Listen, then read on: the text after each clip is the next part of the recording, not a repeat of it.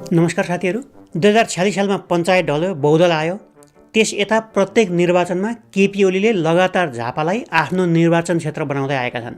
2048 सालमा जिते, 2051मा मध्यावधि निर्वाचन भयो, त्यसमा पनि जिते। 2056मा दुईटा क्षेत्रबाट उठे, दुवै क्षेत्रबाट जिते।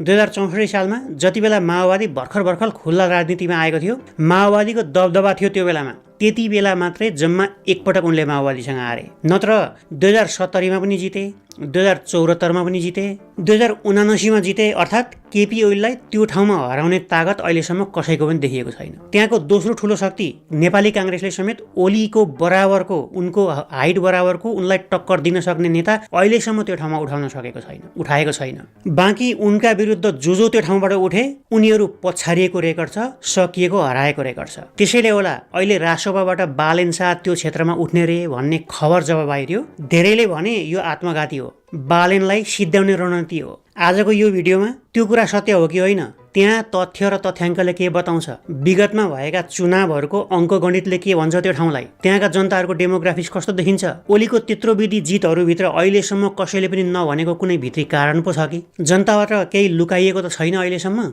के साँच्ची नै केपी ओली त्यो क्षेत्रमा विकल्पविहीन नेता नै हुन् त? कसैले हराउन सक्दैन उनलाई? लिडर विथ नो अल्टरनेटिभ साँच्ची नै हो?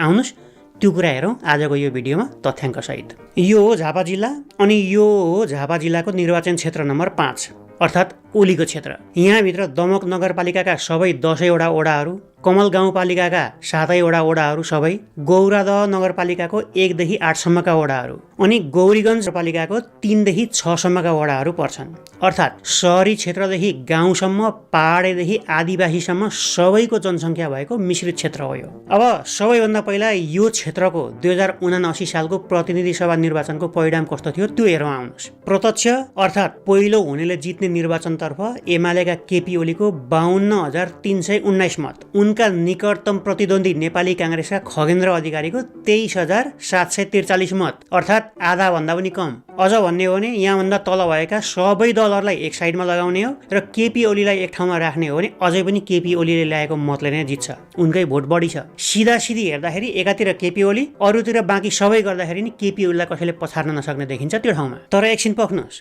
राजनीति हो यो, बाहिर जे देखिन्छ भित्र त्यस्तो हुँदैन। यो भिडियोमा पनि मैले बताएको छु, हेर्नु भएको होला सायद, हेर्नु भएको छैन भने लिङ्क तल राखिदिन्छु। राजनीतिमा, त्यसमा पनि भोट र कुर्सीको लागि मात्रै गरिने राजनीतिमा बाहिर जे देखिन्छ भित्र त्यस्तो हुँदैन। बाहिर झेल अनि भित्र खेल हुन्छ, बुझ्नु भएन?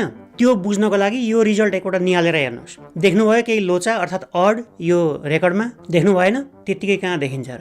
आउनुहोस् म देखाउँछु। पहिलो कुरा, यो पेजमा र यो क्षेत्रको निर्वाचनमा तेस्रो र चौथो ठुलो शक्ति भनिएको राप्रपाको हलो र माओवादीको हँसिया हथौडा खै कहाँ गयो? के ती पार्टीहरू र तिनका मतदाताहरू त्यो ठाउँमा छँदै छैनन्, हुँदै नभएका हुन् त? होइन, त्यो क्षेत्रमा ती शक्तिहरू तेस्रो र चौथो दल थिए त्यो बेलामा, यो जति बेला निर्वाचन हुँदै थियो। अनि कहाँ गयो त तिनको भोट? तिनको चुनाव चिन्ह यहाँबाट गायब किन भयो? त्यो बुझ्नको लागि यो रिजल्ट होइन, त्यही क्षेत्रको अर्को रिजल्ट अर्थात् समानुपातिकमा आएको रिजल्ट हेर्नुपर्ने हुन्छ। आउनुहोस् त्यो हेरौँ एकपटक। अब यहाँनिर हेर्नुहोस्, एमालेको 53,319 मत त स्वाट्टै घटेर एकैचोटि 35,872मा झरेछ। अनि ओहो, त्यहाँ त माओवादी पनि रहेछ, उसको पनि 8,680 भोट आएको रहेछ त्यो बेलामा। अरे वाह, त्यहाँ त राप्रपा पनि रहेछ त, त्यहाँ उसले त्यो बेलामा 7,370 भोट ल्याएको रहेछ। अर्थात् ती दुईटा पार्टीको हजारौंको संख्यामा त्यहाँनिर मतदाताहरू रहेछन्। अनि तिनको भोट प्रत्यक्षमा चाहिँ किन देखिएन? भोट मात्रै होइन, चुनाव चिन्ह नै किन गायब भयो त? उम्मेदवार किन नउठाएको? त्यो बुझ्नको लागि समानुपातिकमा एमालेले ल्याएको यो मतमा माओवादीले ल्याएको यो मत र राप्रपाले ल्याएको यो मत जोड्नुहोस् एकपटक। के याद गर्नुभयो कस्तो ठ्याक्कै मिलेको? ओलीले प्रत्यक्षमा ल्याएको मत जति हुन्छ यी दुईटा मतहरू जोड्दाखेरि लगभग अङ्क ठ्याक्कै मिल्छ।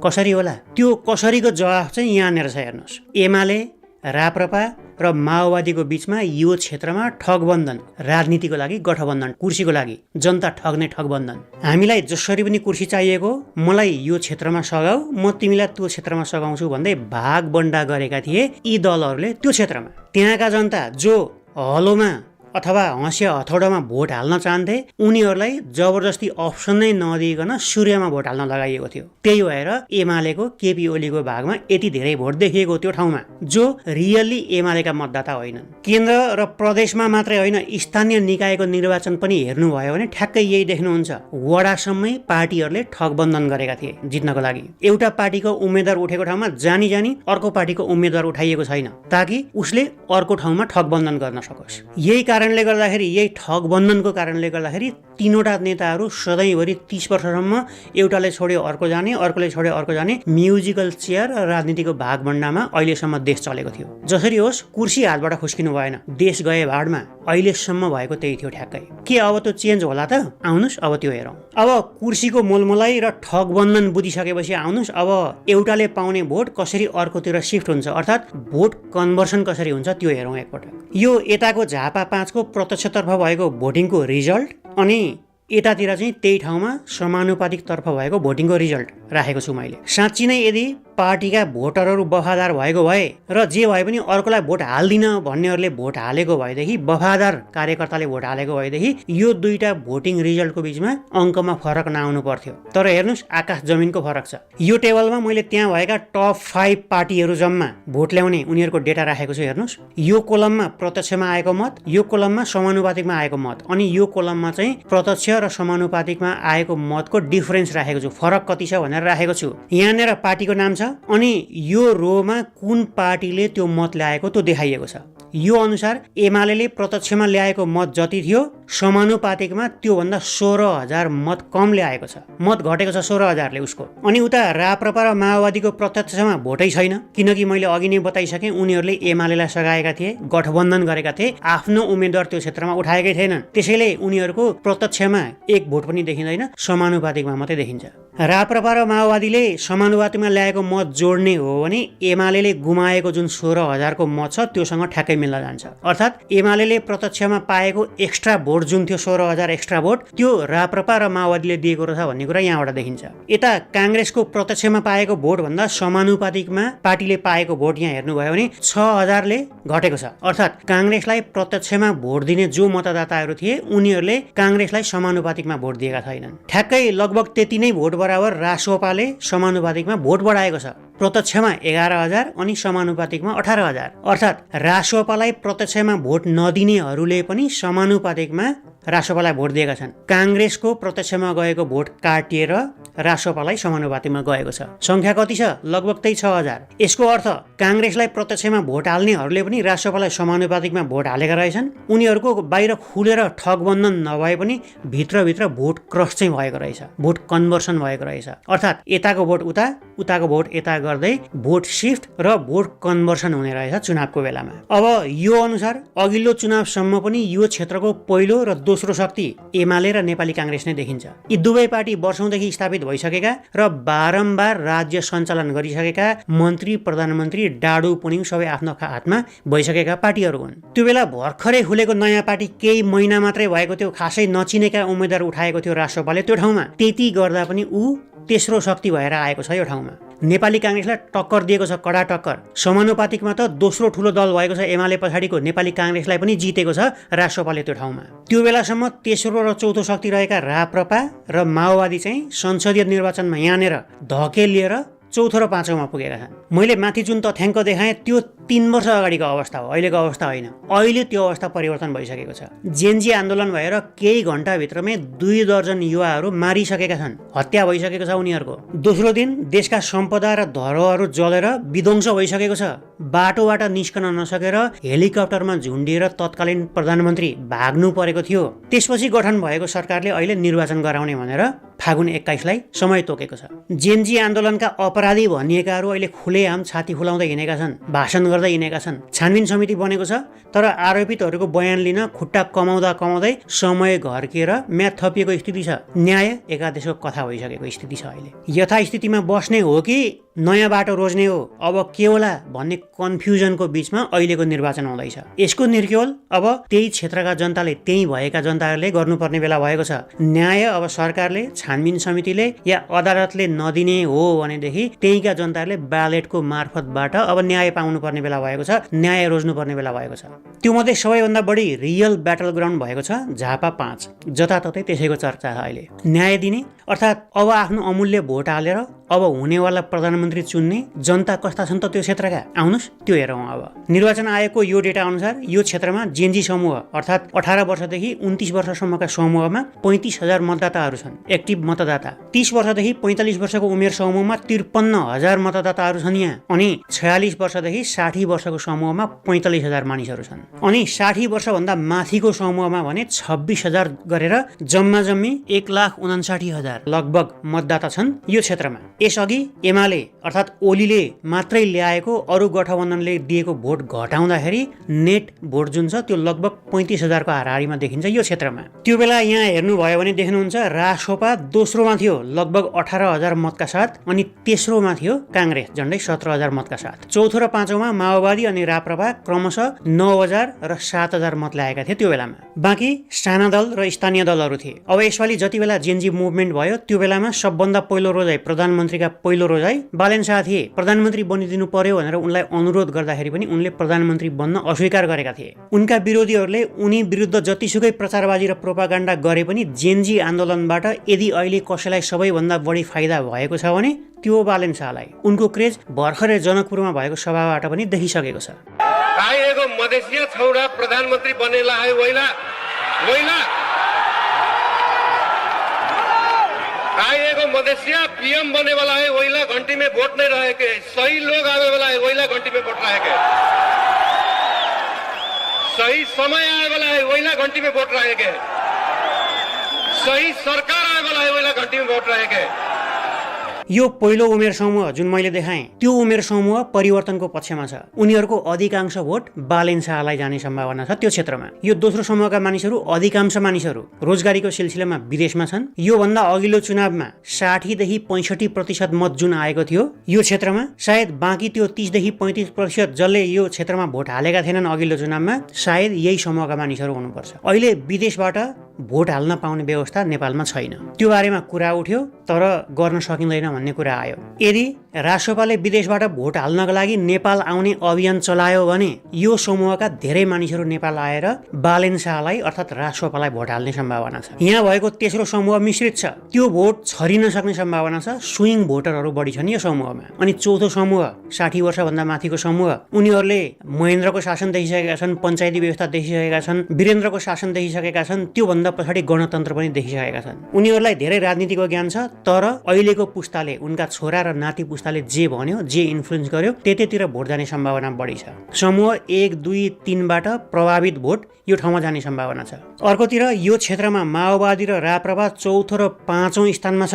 उनीहरूको पनि भोट निर्णायक हुनेछ यो ठाउँमा। गएको चुनावमा जस्तै उनीहरूले एमालेलाई सहयोग गरेनन् भने नतिजा उल्टिने सम्भावना छ। अनि एमालेको अधिवेशन, त्यसमा भएको खटपट र टिकट वितरणमा जे भयो त्यसबाट असन्तुष्ट पक्षले समेत संस्थापक पक्षले उठाएको उम्मेदवारमा आत्मघाती भोट हाल्ने सम्भावना, त्यसलाई नकार्न सकिँदैन। त्यसमाथि केपी ओलीलाई तत्काल प्रधानमन्त्री भएको नाताले जेनजी आन्दोलनमा युवाहरूको हत्या गरेको र विध्वंस रोक्न नसकेको त्यो आरोप लागेको छ। ठूला ठूला भ्रष्टाचारका मुद्दामा पनि उनको नाम मुछिएको छ। बार बार प्रधानमन्त्री हुँदा समेत जनताको जीवनस्तर उकास्न नसकेको आरोप छ उनीमाथि। गफ र उखान टुक्का मात्रै जोतेर देश चलाएको आरोप छ। अति क्षुद्र भएको र छुच्चो भएको आरोप छ। उता बालेन युवा पुस्ताको प्रतिनिधित्व गर्छन् र युवाहरूको रोजाइ छन्। मुखैमा आएको प्रधानमन्त्री पद पनि नलिएर चुनावै लडेर आएर बल्ल प्रधानमन्त्री बन्ने भनेर अठोट लिएका हुन् उनले। महानगरमा आफूले काम गर्न खोजेको तर काम गर्न नदिएको उनको तर्क छ। त्योसँगै बालेनमाथि झापाको बासिन्दा नभएको टुरिस्ट भएर यहाँ उम्मेदवार दिएको भन्ने आरोप छ। महानगरमा मेयर हुँदाखेरि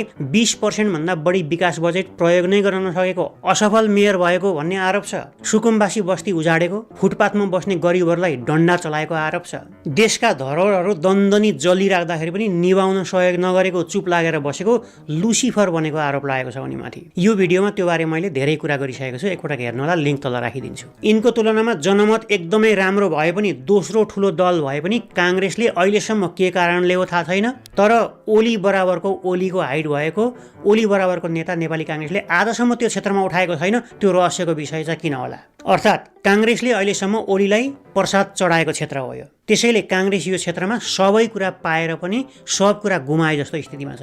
काङ्ग्रेसको चर्चै छैन यो ठाउँमा भन्दा पनि हुन्छ। बालेन र ओलीको मात्रै चर्चा छ। काङ्ग्रेस यो ठाउँमा यति साह्रो निरीह हुनुपर्ने स्थितिमा थिएन। म आफै पनि गौरादामा जन्मेर दमकमा हुर्केको मान्छे हुँ। मेरा जीवनका 35 वर्ष आधा जीवन मैले यही ठाउँमा बिताएको छु। मेरा सारा आफन्तहरू अहिले पनि यही ठाउँमा छन्। म आफै पनि यो क्षेत्रको बारेमा राम्रो जानकार मान्छे हुँ। मैले यो बारेमा मेरा त्यहाँ भएका धेरै आफन्तहरूसँग कुरा गरेको थिएँ। धेरै आफन्त र साथीभाइहरू यो पटक नयाँलाई छान्ने मुडमा छन् र नयाँ आयो भने चाहिँ केही होला कि भन्ने आशमा बसेका छन्। त्यहीँनिर आफ्नै मेरै आफन्तहरू केही यस्ता पनि देखिए जो भन्दै थिए मसँग कि भ्रष्टाचार भयो भन्ने पनि थाहा छ, नयाँले चान्स पाउनुपर्छ भन्ने पनि थाहा छ, अहिले उठेका नेता चोखा छैनन् भन्ने पनि थाहा छ, खराब छन् भन्ने थाहा छ, सबै थाहा छ, तर के गर्ने? 20-25 वर्षदेखि सूर्यमा भोट हाल्यो, जतिसुकै गरे पनि, जतिसुकै फटा मान्छे उठे पनि सूर्यभन्दा अरूतिर हात लाग्दैन। उनीहरूको भनाइ ठ्याक्कै त्यही हो। अर्थात् खराब हो भन्ने थाहा हुँदै पनि सूर्यभन्दा अरूतिर भोट नहाल्ने कट्टर हार्डकोर लोयल भोटर्सहरू यो ठाउँमा छन्। त्यो क्षेत्र हो यो। जेसुकै होस्, कसै न कसैले यो क्षेत्रमा केपी ओलीलाई टक्कर दिनै पर्ने थियो। काङ्ग्रेसले अहिलेसम्म हिम्मत गरेको थिएन, या त प्रसाद चढाइराखेको थियो केपी ओलीलाई। कम्तीमा त्यो हिम्मत बालेन शाहले गरेका छन्। अब पुरानाले गल्ती गरे, हामी पनि त्यसको हिस्सा थियौँ, अब सुध्रिन्छौँ र सुधार्छौँ भन्दै आएको नयाँ काङ्ग्रेसको नयाँ जुन नेतृत्व छ उसले यहाँनिर के गर्छ त्यो हेर्न बाँकी नै छ। अनि भ्रष्टाचार गर्नु आमाको खुन खानु सर हो भन्ने नारासहित हामी पनि केही नयाँ गर्छौँ भनेर आएको राप्रपाले विगतमा यो क्षेत्रमा गल्ती गरिसकेको छ। अघि नै मैले बताइसकेँ। अब त्यो गल्ती सच्याउँछ कि सच्याउँदैन, कसरी अगाडि प्रस्तुत हुन्छ त्यो पनि हेर्ने बेला हो। अरू कुनै पार्टीले नयाँ र टक्करका नेता, हाइट भएको नेता, राजनीतिक हाइट भएको नेता, जनतालाई आफ्नो तर्फ मोड्न सक्ने नेता यो ठाउँमा यदि उठाएन भनेदेखि युवाहरूको रोजाइ अहिले बालेन शाह नै देखिन्छ त्यो ठाउँमा। अब यी दुई विपरीत ध्रुवका उम्मेदवारमध्ये त्यहाँबाट कसलाई जिताउने त्यो जिम्मा अब तपाईँको काँधमा गएको छ। रासोपाको च्यालेन्ज भनेको योभन्दा अघिल्लो चुनावमा जति भोट पाएको थियो त्यसलाई डबल गर्नुपर्ने च्यालेन्ज छ उसलाई। एमाले वर्षौंदेखि गाडेर राखेको जुन जरा छ त्यो उखेल्न रासोपालाई त्यो ठाउँमा सजिलो छैन। त्यसमा काङ्ग्रेस, राप्रपा र माओवादीले अन्तिममा कस्तो खेल खेल्छन् त्यसले पनि त्यो इलेक्सनको म्याथ उल्टिन सक्ने सम्भावना छ। उनीहरूले आफ्नो पार्टीको भोट आफ्नै चुनाव चिन्ह हाल्छन् कि अरूमा हाल्छन् त्यसले धेरै फरक पार्छ। यो मुद्दामा ती दलहरू काङ्ग्रेस, राप्रपा र माओवादी सहायक खेलाडी मात्रै हुन्। उनीहरूले जित्ने सम्भावना कम छ यो क्षेत्रमा, तर प्रभाव भने पार्न सक्छन्। सारांशमा यदि फागुन 21 मा चुनाव हुने हो भने, भयो भने झापा 5 मा केपी ओली फलामका चिउरा हुन्। No doubt, love him, hate him, but you can not ignore him. यथास्थितिवादीहरू र कट्टर पार्टी पङ्क्तिहरूले उनीलाई कुनै पनि हालतमा छोड्ने छैनन्। उनीहरूको भोट हल्लिने छैन। उनलाई अहिलेसम्म आएको भोट साधारणतया हल्लिनेवाला छैन। ठ्याक्कै त्यसै गरी बालेन अहिलेका युवाहरूका ढुकढुकी हुन्, आशाका केन्द्र हुन्। काठमाडौँमा जसरी उनले असम्भवलाई सम्भव बनाएर देखाए त्यो जादु उनले झापा 5 मा पनि नदोहोर्याउलान् भन्ने ठाउँ छैन। उनलाई पनि love him, hate him, but you can not ignore him. जेसुकै होस्, यो क्षेत्रबाट जोसुकैले जितोस्, भोलिको प्रधानमन्त्रीको दावेदार त्यही व्यक्ति हुनेछ। ओलीले जिते भने हिजो जे हुँदै थियो त्यही कुराहरूको पुनरावृत्ति हुनेछ। तिनै कुराहरू हुनेछन्, सुचारू हुनेछन्। जेनजीका आन्दोलनकारीहरूलाई छानी जेल जानेछन्। बालेनले जिते भने केही नयाँ हुनेछ। त्यो नयाँपन कस्तो हुनेछ कसैलाई पनि थाहा छैन, नट टेस्टेड येट, तर कम्तीमा नयाँपन आउनेछ। अनि बाँकी रहेका अरूले यो क्षेत्रमा जित्ने सम्भावना यो बीच अरू केही ठुलै कुरा नभएदेखि प्राय असम्भव छ। अरू यो खेलमा सहायक खेलाडी मात्रै हुन् भन्दा फरक पर्दैन। तैपनि many sleep between cup and the lip, अर्थात् चिया खाँदै हुनुहुन्छ भने कप र चियाको बीचमा ग्याप हुन्जेलसम्म झिँगा आएर डुब्न सक्छ, जे पनि हुनसक्छ। अहिलेसम्म कप र लिप्सको बीचमा ग्याप छ। तपाईँ परिवर्तनको पक्षमा हो कि यथास्थितिको पक्षमा? युवाको आवाज सुन्ने हो कि बुढाहरूको आवाज सुन्ने हो? युवालाई चुन्ने हो कि बुढाहरूलाई चुन्ने हो? त्यो जिम्मा तपाईँहरूको। आफ्नो मतको, आफ्नो अमूल्य मतको, पावरफुल मतको सही सदुपयोग गर्नुहोला, सोचेर भोट गर्नुहोला, हाम्रालाई होइन राम्रालाई छान्नुहोला। तपाईँको एक भोटले भोलि देश कतातिर जानेछ, देशको बाटो तय गर्नेछ त्यो एउटा भोटले। That's important. फेरि पनि अब आउने दिनहरूमा देशभित्र निहत्ताहरूको रगत नबगोस्, जनताले सित्तैमा गोली खान नपरोस्, देश सही दिशामा जाओस्। भिडियो अन्तिमसम्म हेरिदिनु भएकोमा धेरै धेरै धन्यवाद। यो बारे तपाईँको आफ्नो विचार के छ त्यो पनि लेख्नुहोला। यदि तपाईँ झापाको क्षेत्र नम्बर 5 को मतदाता हो भने यो पटक कसलाई भोट हाल्दै हुनुहुन्छ त्यो पनि कमेन्टमा लेख्नुहोला। अनि त्यताको माहौल के छ त्यो पनि लेख्नुहोला। अर्को भिडियो लिएर आउनेछु। त्यतिन्जेलको लागि मलाई बिदा दिनुहोस्। धन्यवाद। नमस्कार।